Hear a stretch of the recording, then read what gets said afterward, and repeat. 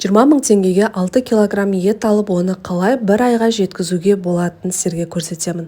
Алдымен еттерімізді осылай сүйектерінен ажыратып турап аламыз. Сүйегін бір бөлек, ал етін бір бөлек қоямыз. Бұл жерде менде қабырға, ал мынау таза ет. Оны осылай пищевой пленкаға орап қойдым, чтобы білу үшін. Ал бұл жерде сүйектері, оны бір пакетке салдым. Бұл 3 сүйектен 3 рет сорпа жасауға болады. Ал қалған еттерді осылай сақтап турадым. Бұл күнделікті тағам жасауға арналған. Оны да осылай орап алдым білу үшін. Енді морозилкаға жайғастырамыз. Бұл жерде сүйек, одан кейін мынау таза ет, оны палауға, гуляш, тағы да басқа тағамдарды жасауға арналады. Одан кейін фаршты 4-ке бөлдім. Пельмен, манты, тефтели, котлет жасауға.